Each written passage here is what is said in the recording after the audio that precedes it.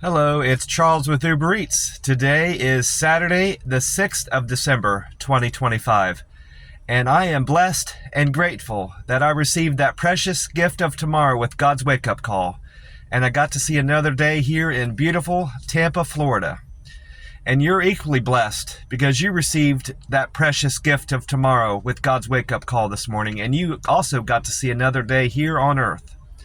Tomorrow is a precious gift to receive because it's not guaranteed to everybody. Not everybody got God's wake-up call this morning. So I think anytime you wake up and you realize you made it to another day, you should feel blessed and be grateful for that precious gift of tomorrow that God granted you that morning. So God is good. God is great in all ways, always. Amen to that. I'm sitting up at the Circle K at one of the gas pumps, and of course I got my free cup of ice in my Frazzle cup.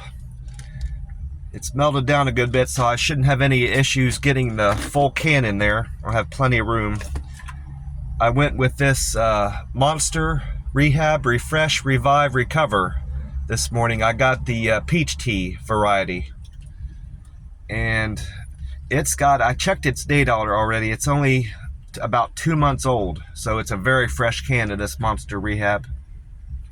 It says J255, and J is the 10th letter of the alphabet, so that means this can was made October the 5th, just of this year. So it's two months and a day old, so it's one of the more fresher cans of this Monster Rehab that I've had in a while.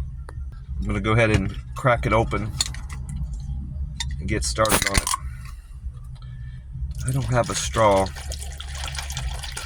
I need to stock up on my supply of straws next time I'm in a Chick-fil-A or a McDonald's, which I could do that when I get my coffee, I guess, but I keep forgetting. But I need to get straws. Oh, that's good. I came across, before I forget, an interesting article, something posted on Reddit, my UberEats driver subreddit. It's something I never noticed, and I wouldn't have known about it unless this guy mentioned it on Reddit. He was complaining about how Reddit had, he said recently, but it's been a few months. He must have just noticed it. Like I said, I didn't notice it at all.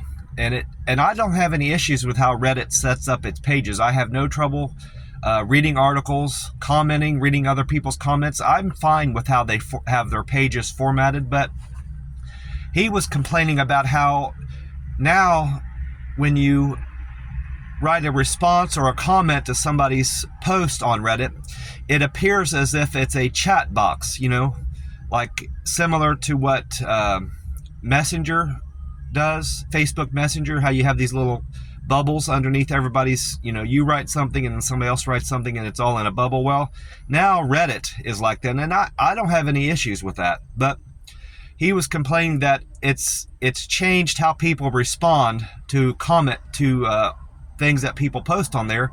Their comments are shorter and they're more not as concise and to the point, and it's more like it's his opinion was it's turning Reddit into a message forum when it's not supposed to be like that. It's supposed to be like a group discussion and like it's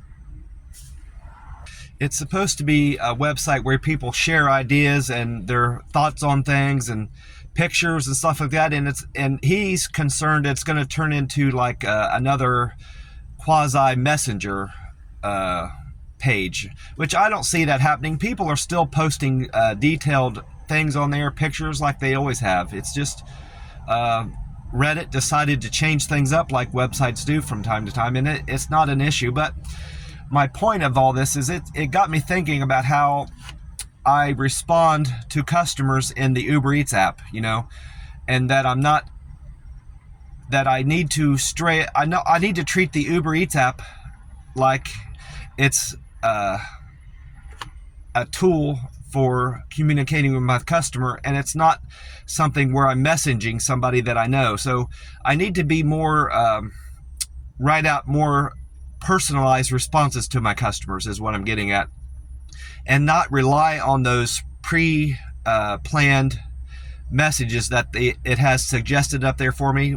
Some of which are, I'm on my way, or I'm stuck in traffic, or gotcha, or something like that. I need to not use that anymore. And I read this article well before I had started any deliveries yesterday. I read it while I was in the McDonald's drinking my coffee. Well, I thought, I'm going to try that today. I'm not going to rely on those pre-planned text messages back to my customer anymore. I'm going to write personalized messages that pertain directly to what they have ordered, So at least once with every one of my customers, I mentioned something that they had ordered.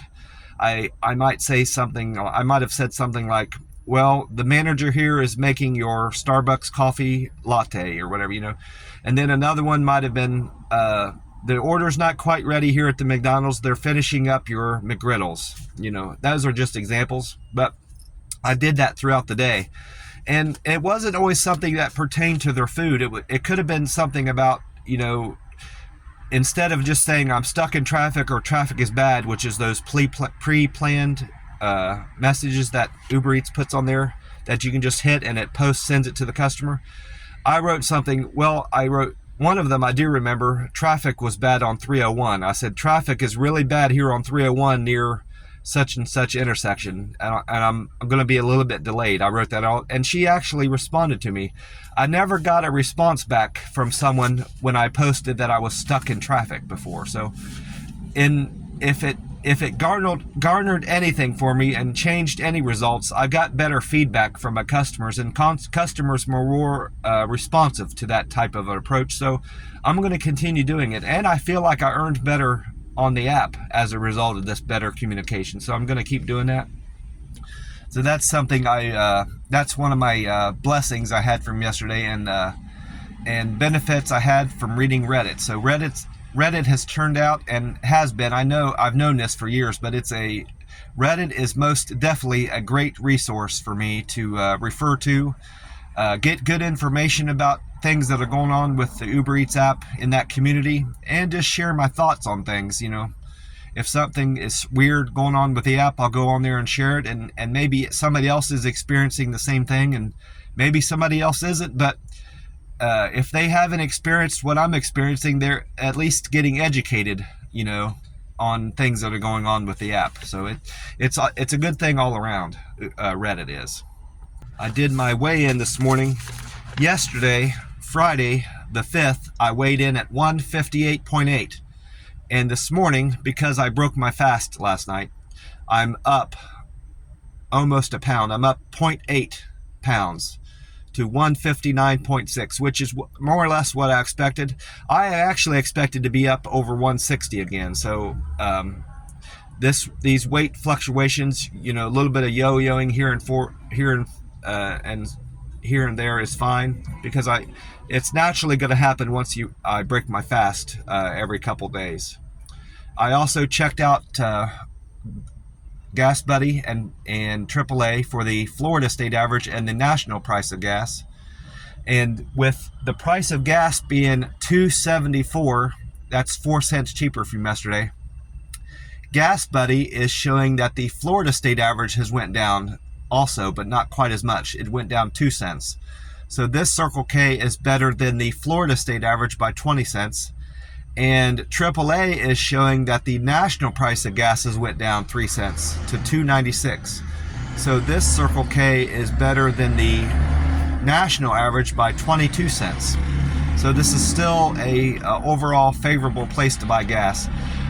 Here lately, I've just been topping off my tank when I get back to the camper where I sleep at night, at that Circle K by my camper. So I haven't needed to buy gas here, and the gas prices there are still pretty good. They're closer to the national average, but I'm still saving on gas by buying there compared to other parts of town here in Tampa. It's very expensive down near the coast where all the beaches are, and St. Petersburg, it's higher there naturally because that's a more upscale part of Tampa Bay. So everything's going to be higher there, I would expect. Nothing has changed on my Google Local Guide 7 scores except for my picture views. I had 9,662, over 9,600 more people viewed my pictures. Those 738 pictures I've uploaded on there. I'm now at 2,937,207 views of all my pictures I've uploaded on there. And my Reddit scores have remained the same. I didn't have any, besides just reading a few Reddit things that people posted on the UberEats subdriver Reddit. Nothing has changed. I didn't do any activity on there. So my karma is still at 1,054, comments 363, and my posts are at 80. I've had 80 posts on there. But I had great results. I'm going to assume it's from the better communication I had with my customers. I earned better on the app yesterday than I had in the previous days.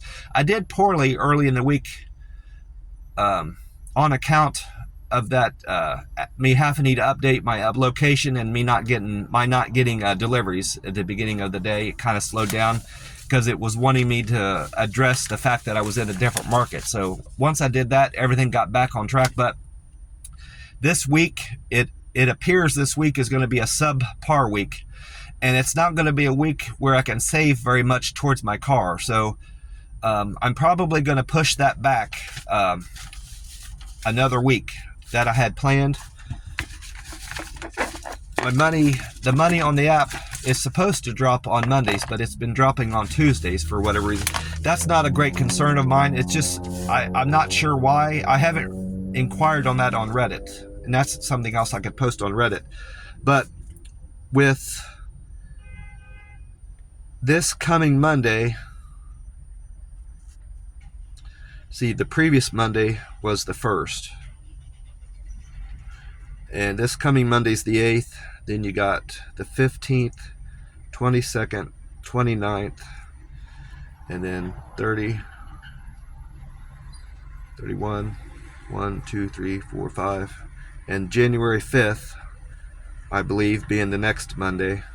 Then you've got the 12, 19, 26.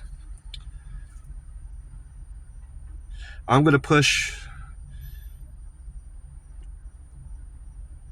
Right now, it's looking like it's going to be the first week in February that I'm going to have enough saved up for my car. So that makes it 27, 28, 29, 30, 31. The 2nd, I believe. I'm going to double check that, of course. But it looks like now it's going to be February the 2nd. Monday, February the 2nd, before I can have enough saved back for my car. That I'm planning on purchasing. This car is dying on me. It's not broken down, but I get the strong sense that it's dying and it's not got much left. And the radio has been doing some funky things. It's a few months back, I took a wet cloth, too wet of a cloth now that I realize, but some of the moisture got back into the back behind that screen, and it screwed up some of the circuitry in there. So for a while, until it dried out, it would turn on its own. I couldn't turn it off. I'd hit the power button and nothing happened, and it would change channels. Then it would start acting as if it's trying to link to my phone, like Bluetooth type function, and I wasn't doing that. I couldn't change the volume up or down. The volume would go up and down on its own. It would go in like I was trying to save channels as presets on my radio. It was practically doing every function that a radio can do, but all on its own, And the most frustrating part of it was that sometimes I couldn't turn the volume down. I could turn the volume down on my steering wheel, those little controls you have on your steering wheel, but that's not my preferred way to do that. I'd prefer to change the things on the radio itself, but I couldn't operate anything on the radio when it's acting like that. But the last couple weeks it hasn't done that. But yesterday or the day before, it did this really loud pop sound, like it's getting like like it's getting too much juice, you know, and something blue in there, but it's fine. It operates fine. It made just a really loud electric pop sound and it came from the radio, you know. And I knew it was from the radio because it lit up, that little screen lit up where it displays everything that's going on with the radio. That went away for a while, and then it came back after that pop sound came. And it really startled me because I obviously wasn't expecting it. And I wasn't entirely sure it wasn't going to make another loud pop sound. So I was kind of on edge for a while. You know, naturally, unless you know that loud pop sound is going to not going to happen again, you're going to be on edge and be wary, you know, of a loud sound like that. Naturally, it's just human nature. Unless of course you know that loud pop sound isn't going to happen again somehow. But I'd have to be psychic to not know that my radio is not going to make another loud pop sound like that. I'm not psychic or clairvoyant or whatever, you know. So I was leery for most of the day that I was going to have that loud pop sound come out of my radio. But like I said, I had great results as a result of that better communication I had with my customers. My cancels went up from 0 to 1. I had to cancel an order yesterday. I picked up another Walmart order that I didn't mean to. But that other one dropped off, so it's a net positive, because I could have been at 2 by now. So I was fortunate enough to have that other cancel drop off quickly. My on time got worse yesterday. I was as of a result of Thursday's business. Yesterday, Friday morning, I reported I was at 82% on time deliveries. I slipped up a little bit. I didn't arrive at customers' houses and restaurants on time as well as I had. I'm at 78% now. And my goal there is 80. So I need to get back on the ball, delivering on time and making sure I'm not making any wrong turns, getting to customers' houses. My acceptance score improved. Well, it went up. I'm not going to say it improved, because that's not something I'm striving for, accepting more orders. If the app sends me favorable orders, I'll take it, and naturally my acceptance score will go up. But it did go up from 59 to 63 as a result of Friday's business yesterday, the 5th. I'm at 63 now, and I had more people give me thumbs up or stars on all these 5 metrics that I have had in a long time. I didn't add up these to see what the grand total was, but there's 5. That makes 9, 12, 15. Yeah, 19. I had 19 thumbs up all across the 5 metrics. So my deliver with care is now at 538. That's 5 more. My friendly score is at 483. That's 4 more. Quick and efficient, 475. That's 3 more. Good communicator, 3 more at 450. And perfect handoff. I did better on perfect handoff than I've done in a while. And that ties into good communication and being aware of my customers' needs. So that most definitely, that better score is reflecting in that change of communication I had yesterday. In a lot of ways, good communication, those 2 metrics kind of go hand in hand. Good communication and perfect handoff are kind of very closely linked compared to the other 3 metrics. Don't have such a close relationship. Perfect handoff, I'm now at 444 stars there. So I had a fantastic day on the app. I did, before I get on with my deliveries, I want to make note of what weather I can expect here in Tampa, Florida. According to weather-atlas.com, the sun will rise. The sun's going to rise at 7:02 a.m. and the sun will set tonight at 5:36 p.m. So that's 10 hours and 34 minutes of daylight. And the time right now is 4:01 a.m. So we've got 3 hours and a minute until the sun comes up here in Tampa, Florida. And according to Amy Snyder on the radio, 93.3 FLZ, she said Tampa Bay will have moderate rainfall in the afternoon and then increasing throughout the evening, Saturday, the 6th of December. Overcast skies are expected the majority of the day, with a high of 79 and a low of 69 in Tampa. And then according to Meta AI, Tampa has a chance of showers December 6th. You can expect considerable cloudiness with occasional rain showers and a possibility of thunderstorms. I need to get a drink, getting dry.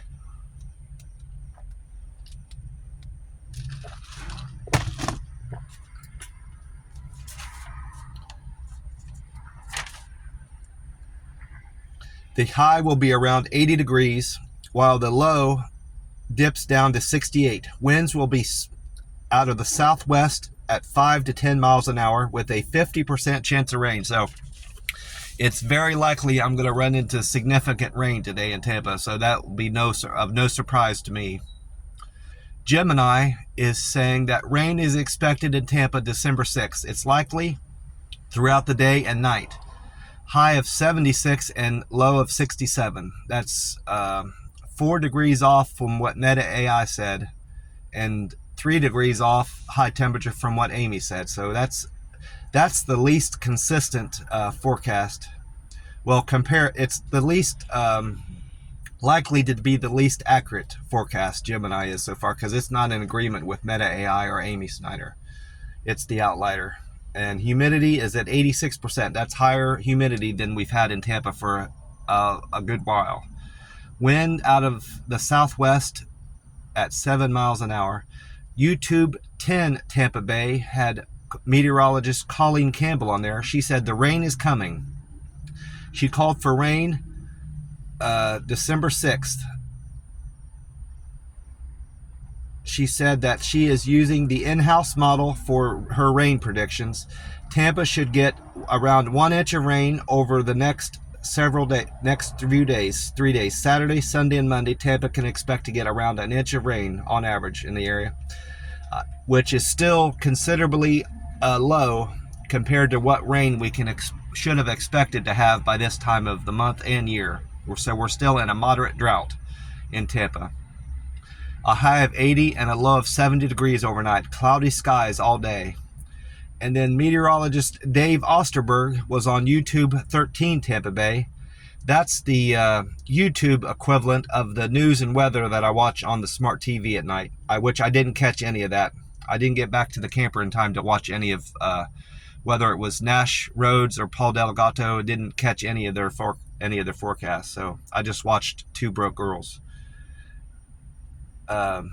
Dave Osterberg said the southwest winds and increased humidity are making for conditions just right for fog Saturday morning, which I didn't encounter any fog on the drive in here from the camper, so I didn't experience any of that, and I most likely won't, because I normally don't start driving until it starts to be daybreak. So, and that will any fog will be generally gets burned off once the sun comes up.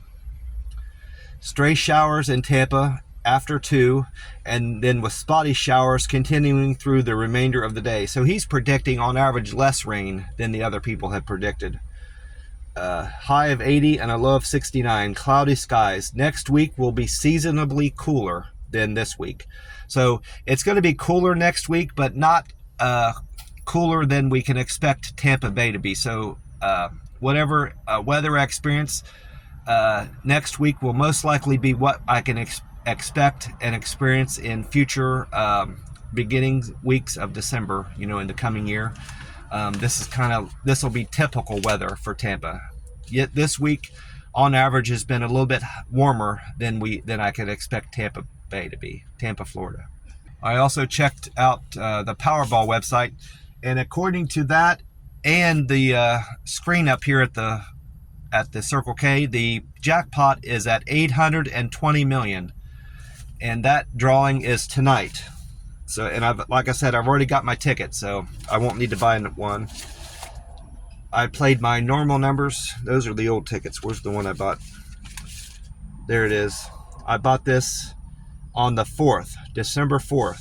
So at 9 p.m., I played my normal numbers: 12, 14, 22, 25, 37, 49, and the Powerball 23. Yeah, and this drawing is tonight, the 6th of December. And I don't think anybody's going to hit it. I think this round of the Powerball is going to get up over $1 billion, which most likely won't happen on Monday's drawing, but possibly by Wednesday's drawing. If it doesn't get hit Monday, I don't think it'll get hit tonight. And if it doesn't get hit on Monday, Wednesday's drawing may very well be over $1 billion. I would love to see that. I love seeing the jackpot get over $1 billion. That's kind of a thrilling to see. And think about what I would do with all that money. I'm doing very well now with what I've got, so I just can't imagine having that much money. Of course, it's not that much money after taxes. You get less than half of that once Uncle Sam takes his cut out of everything. But I would do fine with just $500,000 or $1 million. So I can't imagine what I would do with $400 or $500 million. That's that kind of money I can't even picture. But here are my deliveries from Friday the 5th of December. I started off with a double. Jose and Michael ordered from McDonald's and Starbucks. Jose wanted McDonald's on Land O'Lakes, and Michael wanted Starbucks on State Road 54. They tipped me $8. Thank you very much for that tip, Michael and Jose. I really appreciate you. I made $10 on that run.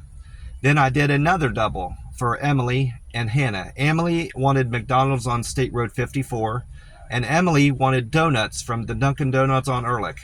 They gave me a generous tip of $11. Thank you, Emily and Hannah, for that. I made $15 on that run.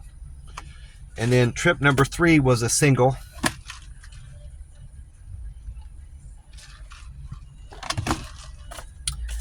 For Ricky. Ricky wanted Kiki breakfast on Citrus Plaza. Ricky tipped me $7, and I made $9 on that run with a $2 fare. Thank you very much for the $7 tip, Ricky. I appreciate that. And then trip number 4 was a double. I went to Starbucks on State Road 54 for Chad, and then I went to McDonald's on Land O'Lakes for Beth. They gave me a generous tip of $11.22. Thank you very much, Beth and Chad, for that. And their fare was $4.50, so I made $15.72 there. And then I did 2 singles back to back. Number 5 was for Gloria. She wanted Dunkin' Donuts on Ehrlich, and she tipped me $6.11. Thank you very much, Gloria, for the $6 tip. I appreciate that. I made $8.11 there. And then Joe was my 6th trip. He wanted Starbucks on East Fowler. He gave me a $5 tip. Thank you for the $5 tip, Joe. I made $7.22 on that run with a $2 fare. And then I had I think I had 4. I wrote it on another. I had to go to another page. No, I had 3 back-to-back doubles. Then I went 2 singles and then 2 doubles, and then the rest were singles. Trip number 7 was for Jose. Jose wanted Popeye's chicken on Tampa Gateway. Then I picked up Flamin' Jamaican Grill for Tommy. The both of them tipped me $11.22, which is a very generous tip. Thank you, Tommy and Jose, for that $11 tip. I made $15.47 there. And then trip number 8 was a double also for Austin. Austin wanted Bloomingdale Pizza on Bell Shoals, and Jessica wanted Burger King on Dale Mabry. They tipped me a very generous tip, a big tip, $14.25. Thank you for that, Austin and Jamie. $18.45 I made on that trip with a $14 fare. $4 fare and a $14 tip. And then William wanted China One on Dale Mabry, and Sammy wanted Zaxby's on East Bay. Together they tipped me $10.28, and their fare was $4.25, so I made $14.53. Thank you for that $10 tip, Sammy and William. I appreciate you. And then for trip number 10, I went on a single for Nancy. Nancy wanted McDonald's on East Brandon. Nancy gave me a very generous tip of $9.25. Thank you for that, Nancy. And her fare was $2, so I made $11.25 there. I appreciate you, Nancy. Ashley was my 11th trip. She wanted pop-up bagels on Dale Mabry. She gave me a decent tip of $6.24. Thank you for the $6 tip, Ashley. Very nice of you. $3 fare, $3.50 fare, so I made $9.74 on Ashley's run. And then I had 2 doubles in a row. 12 was a double for Nina and Tyrus. Nina wanted McDonald's on Citrus Park, and Tyrus ordered Blind Tiger on Montague Street. They gave me a very generous tip, a big tip of $14.25. Thank you very much, Nina and Tyrus. I made $18.29 there with a $4 fare. And then my next one, 13, was also a double. Angie wanted Toast Restaurant on Gun Highway, and Raymond wanted Dunkin' Donuts on Ehrlich. They tipped me $12.41, and their fare was $4, so I made $16.41 on that delivery. And then the remaining 4 trips of the day, yesterday, the 5th, were singles. I picked up McDonald's on Ehrlich for Carrie.